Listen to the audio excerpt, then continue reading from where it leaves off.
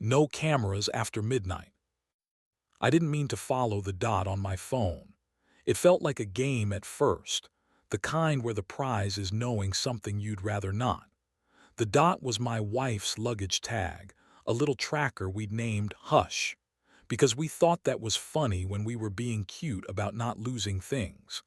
Tonight, Hush was on the move at 10:07 p.m., drifting across the city map like Want with a plan. It stopped at the museum. I locked up my shop early. We repair instruments, violins with old grudges, pianos that want a second life, guitars that smell like tour. I left a note on the door, back at 10 tomorrow. It looked like a lie to anyone who didn't know my handwriting. The museum at night wears its glass like a dare. A security guard stood inside with a magazine and the posture of a man who could be gentle or not. A sign taped to the revolving door read members. Preview.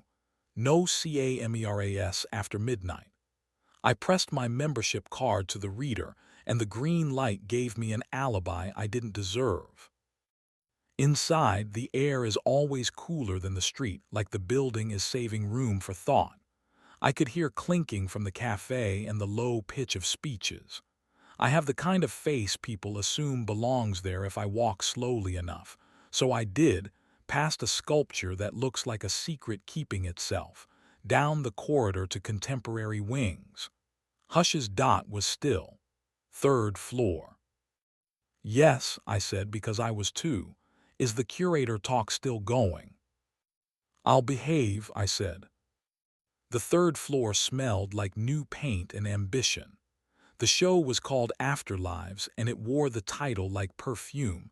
Expensive, a little hard to pin down. I could see the bar through the far arch.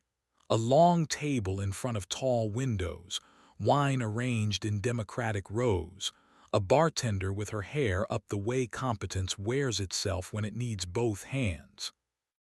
And there was Lena, mirrored in the glass, talking with a man I recognized from her stories in the way you recognize a song you don't admit you like. Armin, the patron with a taste for bold typography and bolder invoices. He stood with his hands in his pockets, a posture that says, I'm listening. I'm also leaving you room to like me. Lena's laugh arrived at my chest on a delay like weather on a lake. I didn't go to them. I went to the bar and ordered sparkling water because my mouth didn't need any help doing the wrong thing.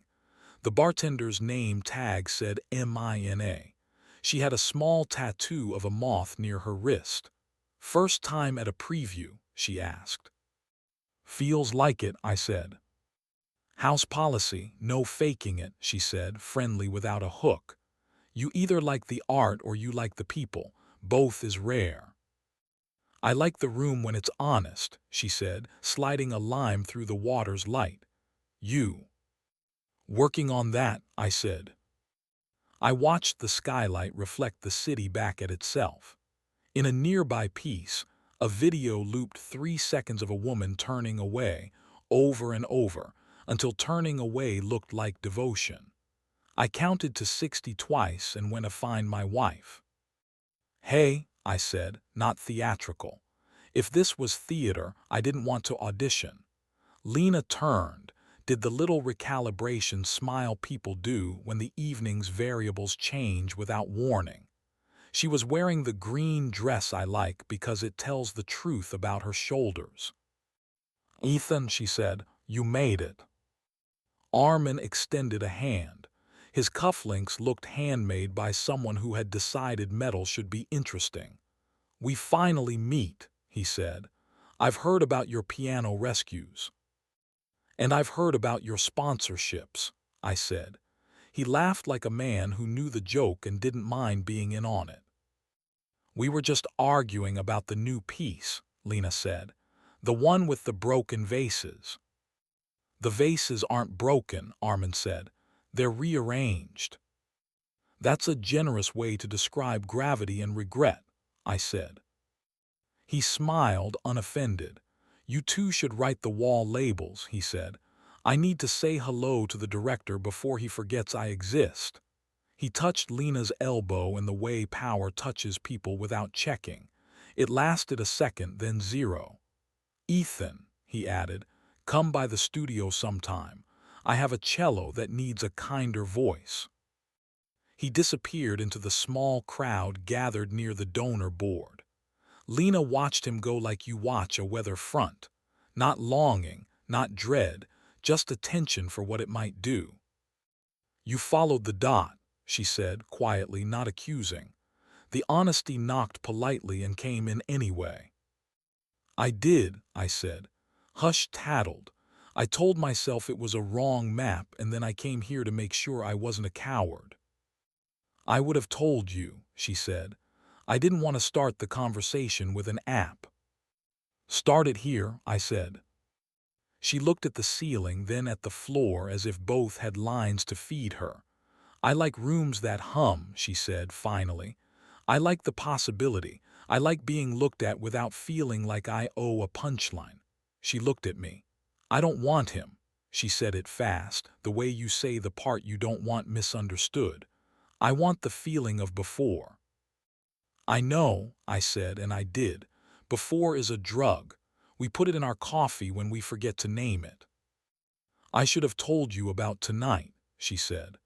I didn't because I didn't want to practice our fight inside my head before we had it. Do you want to have it? I asked. I want to have the part where we don't make the wrong thing the main thing, she said. She took my hand, just the fingers, not the whole, the way you agree to hold a fragile object together for a minute. Walk with me. We walked the show like civilians. It was good to look at the same thing and see different parts. We took turns being wrong. In one piece, a blue room pulsed while a woman whispered the days of the week. Lena said it was about scheduling. I said it was about forgiveness. In another, a wall of tiny photographs refused to tell one story and insisted on 1,000 small ones. We liked that one, both of us, for once. At the far end, near the exit sign that glowed compulsory red, a small installation had been tucked into a corner, a desk with a working manual typewriter and a stack of index cards. Above, write a rule you wish someone had handed you earlier. People had typed and left their cards. Don't save your best self for strangers. Water the plant you grew. Ask the thing out loud before it grows teeth. A dozen small truths pinned to cork. We looked at each other like a dare, and then sat. Lena rolled paper into the carriage with the ease of someone whose grandmother taught her to do it too small to matter. She typed slow, steady. I read it when she slid the card to me. Tell him how the room makes you feel. Then ask him to build one with you. I typed back. Look at her like a rival, without asking for a key. We left both cards and didn't photograph them because of the sign, and because sometimes rules are sacred when they're tiny. Outside, the steps felt like a staircase to competence. We sat, let the night catch up, and wrote guardrails on a napkin at the kebab place. Talk before humming rooms. No passwords at work.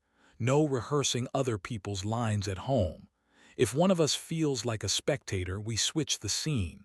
Once a week, we build a room, no donors required. At home, we were ordinary on purpose. We ate shawarma out of paper boats, kissed like a promise, and slept like people who had agreed to try. In the morning, I renamed the tracker beacon and printed a little sign for our fridge, no CAMERAS after midnight. Be where your feet are. Lena added, pictures at breakfast encouraged. We're not a warning or an advertisement. We typed a rule no one could hand us and keep revising it when the day smudges the ink. When the city hums and rooms try to sell us their versions of before, we go home and practice the after we chose. For now, the dot is still. We put our phones down. We build a room.